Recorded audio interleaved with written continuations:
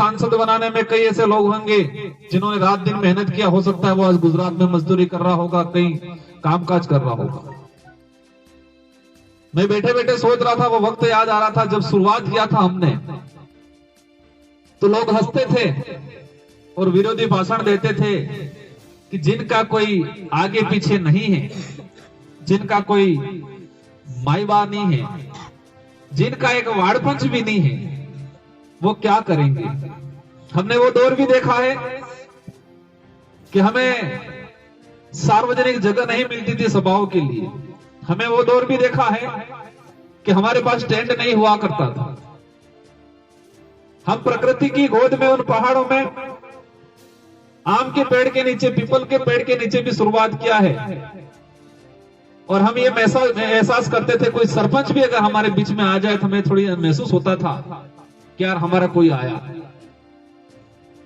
लेकिन मेहनत इतने लगन से किया, एक सच्चाई के मार्ग पे चले, उद्देश्य को लेकर चले, लोभ लालच में नहीं आए, और इसी वजह से आज एक सांसद और 5 हमारे विधायक यहाँ पर उपस्थित हैं, और कई सरपंच हैं हमारे, कई प्रधान हैं। और मुझे विश्वास है हमारे पदाधिकारियों पे, इस पार्टी की विचारधारा पे, हमारे उद्देश्य पे कि आने वाले समय में राजस्थान ही नहीं पूरे देश के अंदर एक शानदार परफॉर्मेंस होगा। मैं ये जो कार्यालय खोला है, मैं इसके बारे में बता दूं, कार्यकारिणी को लेके हम लोग संभाग वाइज प्रभारी बनाएंगे। हम किसी को भी अध्यक्ष नहीं बनाएंगे, संभाग वाइज प्रभारी बनेंगे। प्रभारी में जो बेस्ट काम करेगा, जो गरीब के लिए, दबे कुचले के लिए, सच्चाई के लिए आवाज उठाएगा, उनको हम जिम्मेदारी देंगे। और हमारे कई आसपास साथी सोच रहे होंगे कि पार्टी कैसे होगा। चिंता मत करो, जो आप सोच रहे थे वही डूंगरपुर बांसवाड़ा में 2018 से पहले दूसरे लोग सोच रहे थे। अवश्य इस क्षेत्र के अंदर, पूर्वी राजस्थान हो, हमारे करौली सवाई माधोपुर, या उधर भरतपुर अलवर हो, या कोटा संभाग हो, क्योंकि हमें हमारी आइडियोलॉजी पे विश्वास है। और हमारी आइडियोलॉजी में ये चीज है, हमारे संचालक महोदय कह रहे थे, मैं एक बात बताना चाहूंगा, मैं इस पार्टी में हमारा कोई सुप्रीमो नहीं है, मैं इस पार्टी का एक मामूली सी कार्यकर्ता हूं। भले आज मुझे सांसद बनाया गया है, और हमारी पार्टी की बखूबी ये है कि कोई भी हो, अगर पार्टी में अनुशासनहीनता करता है तो उसको पनिशमेंट किया जाता है। आज मैं सांसद हूं, मैं 2 बार विधायक बना, मैं पार्टी में अच्छी जगह रखता हूं, इसके बावजूद भी मैं मेरी टिकट मेरी इच्छा से नहीं ले सकता हूं। मेरे निर्वाचन क्षेत्र की जनता तय करेगी किसको टिकट देना है या नहीं देना है। इस तरह की खूबसूरत सिलेक्शन प्रणाली किसी भी पार्टी में नहीं मिलेगी। ये लोकतंत्र है। लोकतंत्र में सिलेक्शन और इलेक्शन, सिलेक्शन पार्टी का जो उम्मीदवार तय किया जाता है तो वो सिलेक्शन किया जाता है, और इलेक्शन जनता वोट देती है। लेकिन इन राष्ट्रीय पार्टियों ने सिलेक्शन का पावर जनता से छीन के हाईकमान के रूप में ले लिया, और इसी वजह से अच्छा जनप्रतिनिधि नहीं चुन पाता है। इस पार्टी में हमारा सिलेक्शन पावर उस क्षेत्र की जनता के पास है, वो तय करेगी किसको चुनाव लड़ाना है, किसको चुनाव नहीं लड़ाना है। इलेक्शन से इंपॉर्टेंट सिलेक्शन है हमारा। तो इसी बात पे आना चाहूंगा, और इस पार्टी में राजकुमार रोध आज गलत करेगा तो राजकुमार रोध भी पनिशमेंट होगा। आदमी सर्वोपरि नहीं है, व्यक्ति इंपॉर्टेंट नहीं है, व्यवस्था इंपॉर्टेंट है हमारी, और व्यवस्था ही बरकरार इंपॉर्टेंट रहेगी।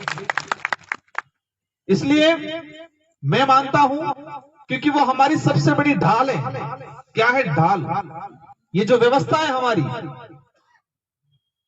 और इसी से हमें ताकत मिलती है, और इसी से हमें कॉन्फिडेंस आता है कि हमारी पार्टी कहीं रुकने वाली नहीं है।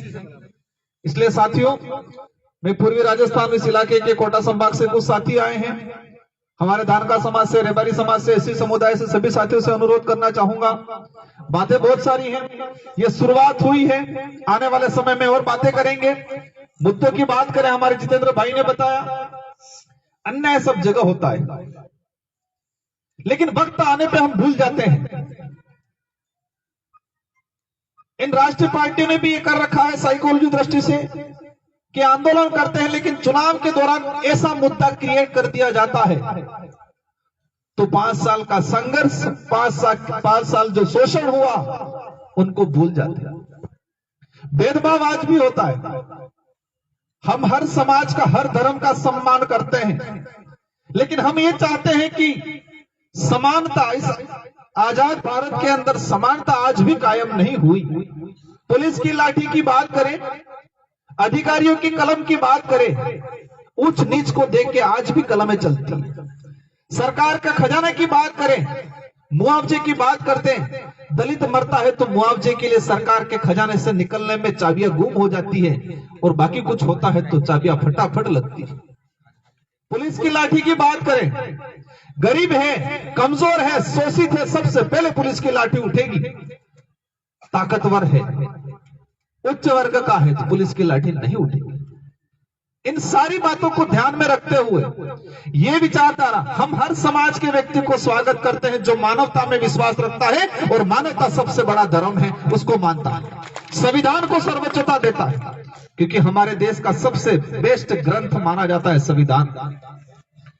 साथियों, समरता के साथी आए हुए हैं। देवली उनियारा का जो घटनाक्रम हुआ, पूर्व साथियों ने इसका वखान किया, मैं बताना नहीं चाहूंगा। डिंपल मीणा का जो घटनाक्रम हुआ, हमारे इंद्र मेघवाल का जो घटनाक्रम हुआ, हमारे सिरोही के अंदर कार्तिक भील वाला जो प्रकरण हुआ, पिछले 10 साल का जो अनुभव है मेरा, सरकार कोई भी हो, लेकिन अन्याय जिस पे हो रहा है उस पे होता ही जा रहा है। इसलिए ये भारत आदिवासी पार्टी आपके लिए एक मजबूत तीसरा विकल्प के रूप में है। जितने जो हमारे विधायक खड़े हुए सोच रहे होंगे कॉलेज कौन सी कॉलेज से निकल के आए। मुझे भी पहली बार 2018 में विधायक बनने का अवसर मिला था,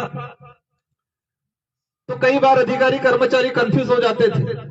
आपने देखे होंगे सारे युवा हैं, सारे लीडर हैं, तेज तर्राट है। हमारे 5 विधायक, एक विधायक जी की थोड़ी तबीयत खराब है इसलिए वो नहीं बोल पाए, और मुझे उम्मीद है ये सब मिलकर राजस्थान को संभालेंगे और इस कार्यालय को संभालेंगे। और यहां पर मैं धन्यवाद देना चाहूंगा एडवोकेट विनोदा जी मीणा, हमारी नारी शक्ति, और इस कार्यालय का कहीं न कहीं वो और हमारे वहां से 2 व्यक्ति रहेंगे, उसका संचालन करेंगे। और अवश्य इन 4 सालों के अंदर जिस क्षेत्र में डिमांड है भारत आदिवासी पार्टी की, उस क्षेत्र में मजबूती के साथ काम करेंगे। और मुझे विश्वास है कि बिना कोई लोभ लालच के आप इस पार्टी के साथ जुड़े, दिल से मेहनत करें, अपने जो काम है अपने आप सिद्ध होते जाते रहेंगे। वो कहते हैं कि फल की इच्छा मत करना, कर्म करते जाना। तो इस पार्टी में भी कर्म के आधार पे आ जाना, जुड़ जाना, फल अपने आप मिल जाएगा। इन्हीं शब्दों के साथ आप सबको धन्यवाद, आप सबको आभार। इस कार्यक्रम को शानदार आयोजन के रूप में आपने तब्दील किया, इसलिए सारे मीडिया के साथियों को पूरे राजस्थान से पहुंच